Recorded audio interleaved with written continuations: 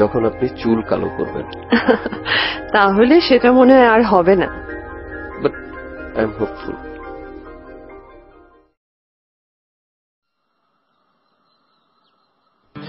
কিরে, তোকে তো এখন দেখাই যায় না। দেখা যাবে না কেন? আমি কি অদৃশ্য নাকি? কাল কোথায় ছিলি? তোর ফোন বন্ধ পেয়েছি। তোর অফিসের ওইদিকে ছিলাম, ভাবলাম তোকে বাসায় নামিয়ে দিই।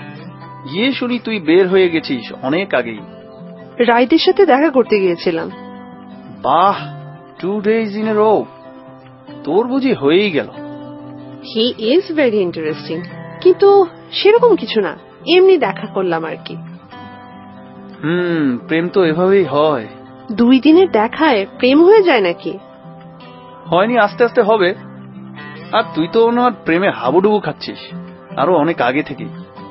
কয়শো কবিতা লিখেছিস ওনার জন্য বলতো? লিখেছিলাম 2-3টা হবে। খুব। আচ্ছা শোন, পরশু আমার বাসায় দাওয়াত। কিসের দাওয়াত? এমনি এমনি। তুই কি নিজে রান্না করবি? হ্যাঁ, খিচুড়ি আর কালা ভুনা। আমার তো এক্ষুনি খেতে ইচ্ছে করছে। তুই আমাকে অফিস থেকে পিক করিস। Okay ma'am.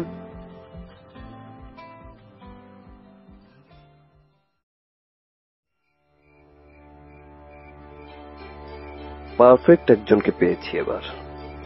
কিসের জন্য? তোমার এই ছবিটা কমপ্লিট করার জন্য। ভালো। কি হয়েছে তোমার? মন খারাপ? কাল পূর্ণিমা। হ্যাঁ, কতদিন পূর্ণিমা দেখি না।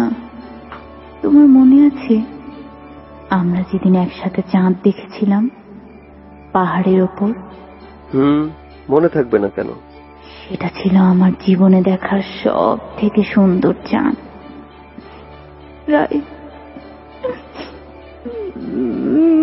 কি হলো, কান্না করছো কেন?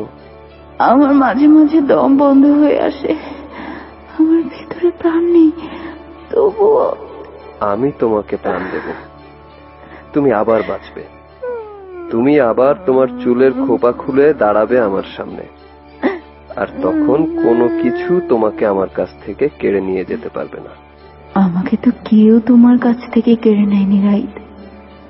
তুমি আমাকে ছেড়ে চলে গিয়েছিলে। তুমি আমাকে দোষ দিচ্ছ? তুমি আমাকে মিথ্যে বলেছিলে। সেদিন তুমি আমাকে সব সত্যি বললে, আজ এসব কিছুই হতো না। কান্না বন্ধ করো। I said stop it.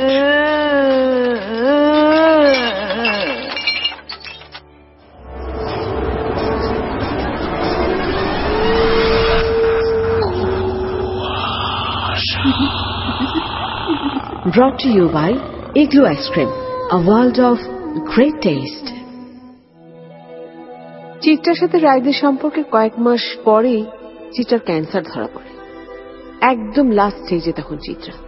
ক্যান্সারের কথা রাইদকে জানায় না সে। কেমোথেরাপি নিতে নিতে চিত্রার চুল আস্তে আস্তে সব পড়ে যাচ্ছিল। তাই একদিন চিত্রা ওর মাথার সব চুল ফেলে দেয়। সেদিন রাইদ চিত্রাকে দেখে অনেক রেগে গিয়েছিল। চিত্রার চুলই ছিল রাইদের সব থেকে প্রিয়। চুল কেটে ফেলার কারণ জিজ্ঞেস করলে চিত্রা রাইদকে কিছু বলে না। এরপর রাইদের সাথে কথা বলা বন্ধ করে দেয়। চিত্রার বেঁচে থাকার কোনো চান্স ছিল না, তাই ও এই সম্পর্কটা টিকিয়ে রাখার কোনো চেষ্টাও করেনি। একদিন রাইদ চিত্রাকে ক্যাম্পাসে দেখে ফেলে সেই ছেলেটার সাথে, যাকে চিত্রা আগে ভালোবাসত। চিত্রা সেই ছেলেটা বসে কথা বলছিল। এটা দেখে রাইদ মনে করে সেই ছেলেটার জন্য চিত্রা ওকে ছেড়ে গেছে, কিন্তু আসলে সেই ছেলেটা চিত্রার অসুখের কথা জানত। ওর বাবাই চিত্রার ট্রিটমেন্ট করেছিল।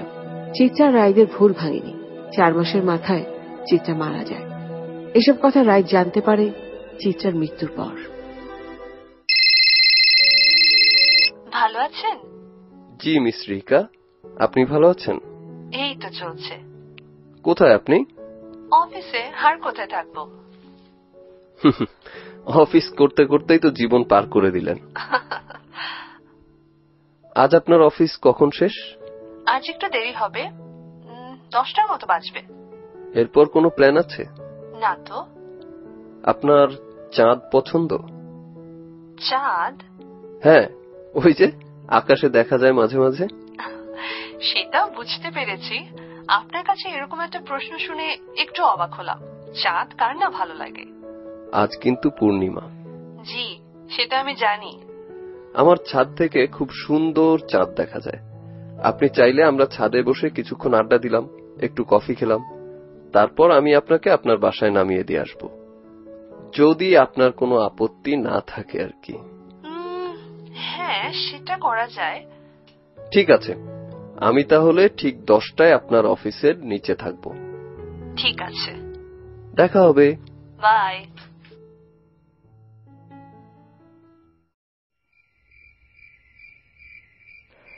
আজ আকাশটা খুব পরিষ্কার, শরৎকাল বলে কথা।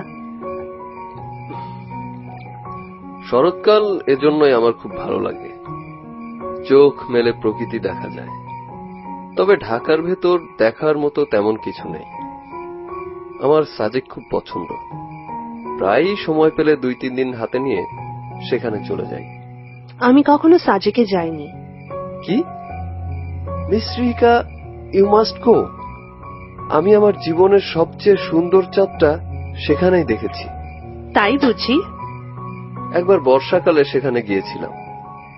সন্ধ্যা থেকে পাহাড়ের উপর বসেছিলাম পূর্ণিমা দেখব বলে, কিন্তু কিছুক্ষণ পরেই শুরু হলো ঝুম বৃষ্টি। আমার সাথে সবাই ফিরে গেল হোটেলে। আমি প্রচন্ড জেদি, বসেই রইলাম বৃষ্টিতে। চাঁদ না দেখে আমি কিছুতেই যাব না। সেই বৃষ্টি অনেকক্ষণ চলল, কিন্তু বৃষ্টি শেষে